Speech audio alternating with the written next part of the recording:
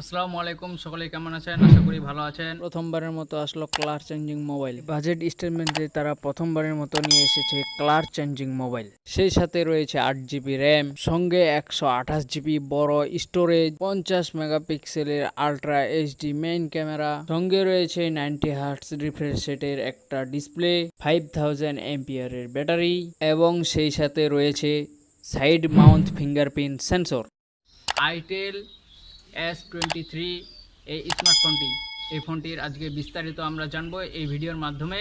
আপনাদের সাথে রয়েছি আমি স্বাধীন। চলুন ভিডিওটি শুরু করা যাক।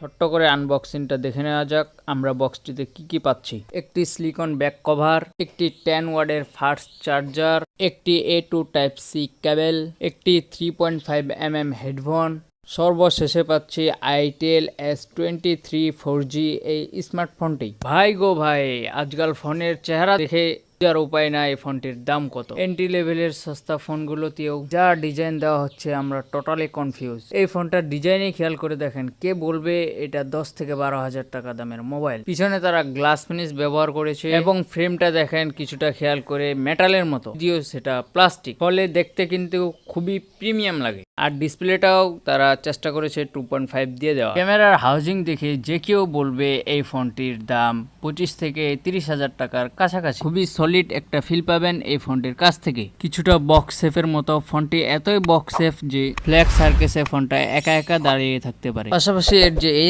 এজগুলা কিছুটা কার্ভ, এর ফলে আপনার হাতে ডিসকমফোর্টেবল ফিল হবে না। তো এই ফোনটার সামনে এসে খেয়াল করে দেখলাম যে যথেষ্ট পরিমাণে বেজেল রয়েছে, সেই সাথে ব্যবহার করেছে তারা ডিউ ডপ নচ। এবার ফোনটির ব্যাকগ্রাউন্ড কালার চেঞ্জিং নিয়ে কিছু কথা বলবো। আপনি যদি সাদা রঙেরটা কিনেন তাহলে এটা রং বদলাবেই, বিশেষত এই ফোনটির কালারিং। এন্ড এটি একটি ইন্টারেস্টিং বিষয়, আমরা অনেক নামি দামি ফোনেও এসব ফিচার দেখি না। ফোনটির কালার সাদা হলেও এটাকে যদি রৌদ্রের নিচে নিয়ে যাওয়া যায় তখন এর রং বদলে কিছুটা পিঙ্কিশ হয়ে যায়। তবে আপনি এর ব্যাকপার্টে পাতা বা পেপার দিয়ে ঢেকে রাখলেন, এরপর রোদে নিয়ে গেলেন, তাহলে কি হলো, পাতার নিচের অংশটুকু ছাড়া বাকি সবটুকু অংশ পিঙ্কিশ হয়ে গেল। কিছুক্ষণ পরে ফোনটির কালার একা একাই গায়েব হয়ে যায় এবং আগের রং সে ধারণ করে। এন্ড আইটেল একে নাম দিয়েছে মিস্টি হোয়াইট। ফোনটির ডান সাইডের উপরের অংশে রয়েছে ভলিউম লকার এবং নিচের অংশে রয়েছে পাওয়ার বাটন, যা ফিঙ্গারপ্রিন্ট স্ক্যানার হিসেবে ব্যবহার করা হয়েছে এবং এই ফিঙ্গারপ্রিন্ট স্ক্যানারটি যথেষ্ট ফাস্ট এবং একুরেট কাজ করছে। ফোনটির বাম সাইডে রয়েছে সিম স্লট, যা দুইটি সিম, একটি মাইক্রো এসডি কার্ড ব্যবহার করা যায়। ফোনটির উপরের অংশে সেকেন্ডারি নয়েজ ক্যান্সেলেশন মাইক নেই, তবে দিলে ভালো হতো। ফোনটির নিচের অংশে রয়েছে 3.5mm headphone jack, primary microphone, type C charging port এবং স্পিকার, যার সাউন্ড যথেষ্ট লাউড ছিল এবং আমাদের যথেষ্ট ভালো লেগেছে। ডিজাইনের দিক থেকে এই ডিজাইনটা আমাদের যথেষ্ট ভালো লেগেছে।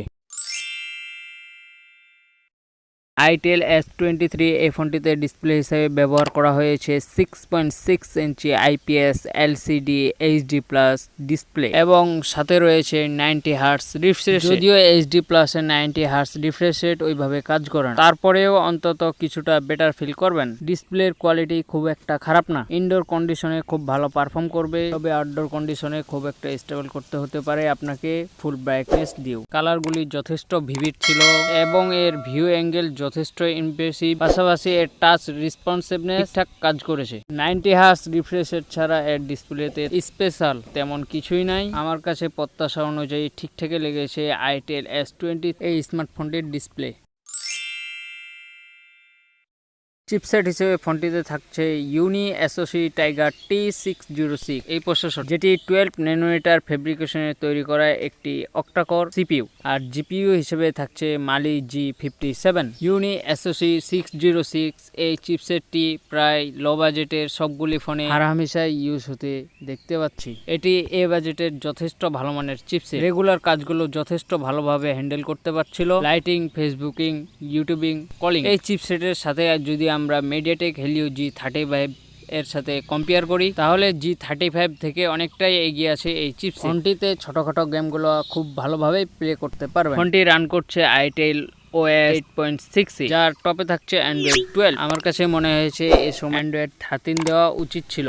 এর ইউআই যথেষ্ট ফ্রি ইনস্টল অ্যাপ করা আছে, আপনি চাইলে আনইনস্টল করে নিতে পারেন। এই ফোনটিতে অ্যাপস ওপেনিং এবং ক্লোজিং ছিল যথেষ্ট ফাস্ট। ব্যাকগ্রাউন্ডে প্রায় 20টার মতো অ্যাপস রেখে সোয়াইপ করে করে চালাতে গিয়ে একদম শেষের দিকের অ্যাপসটার দিকে খেয়াল করলাম যে খুব একটা ক্রাশ করছে না। আমরা আনটুটেড টেস্ট করেছি এই ফোনটার এবং রীতিমতো অবাক হয়ে গেছি। স্কোর এসেছে 2,63,769 এবং গিগ বেঞ্চে সিঙ্গেল করে স্কোর এসেছে 376 এবং মাল্টি করে স্কোর এসেছে 1,364। আমরা এই ফোনটি দিয়ে গেমিং ট্রাই করেছি।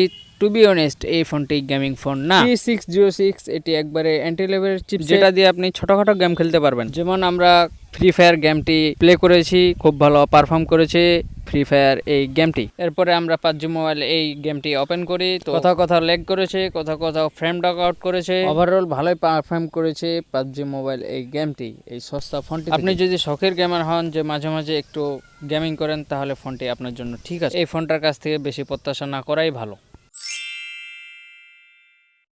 ফোনটি রিয়ালে থাকছে dual camera setup. Main camera 50 megapixel এবং 2 মেগাপিক্সেল ডেপথ সেন্সর। ফোনটির সেলফি ক্যামেরা থাকছে 8 মেগাপিক্সেল। ছবির কোয়ালিটি বাজেট হিসাবে বেশ ভালোই ছিল বলবো। ছবিগুলোতে কিছু স্যাচুরেটেড কালার প্রোভাইড করছিল, যা দেখতে অনেকটা আইক্যাচি লাগছিল। তবে ছবিতে ডিটেলস এবং শার্পনেস আমার কাছে এভারেজ লেগেছে। পোর্ট্রেট মোডের ছবিগুলো আমার কাছে এভারেজ ঠিকঠাকই লেগেছে, তবে মাঝে মাঝে সাবজেক্ট ডিটেকশনে কিছুটা মিস করে ফেলে, তবে কাজ চলে যাবে ভালোভাবেই।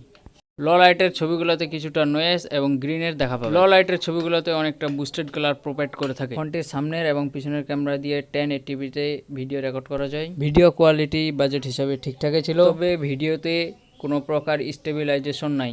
আমার কাছে এই ফোনটির ক্যামেরা বেশ ভালোই লেগেছে।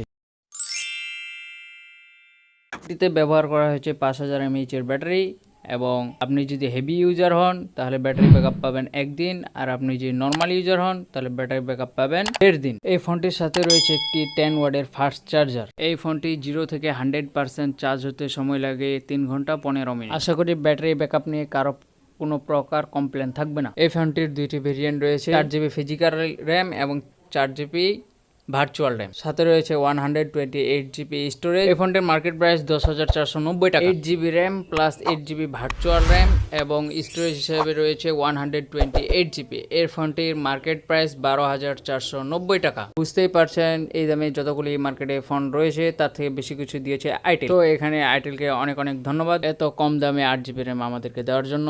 আশা করি সামনে তারা এই ধারাটায় অব্যাহত রাখবে এবং কম দামে আমরা এরকম ভালো ভালো ফোন পাবো। প্রিয় দর্শক, আপনার কাছে ফোনটি কেমন লাগলো অবশ্যই আমাদেরকে কমেন্টের মাধ্যমে জানিয়ে দিবেন। দেখা হবে পরবর্তী ভিডিওতে ভিন্ন কোনো বিষয় নিয়ে।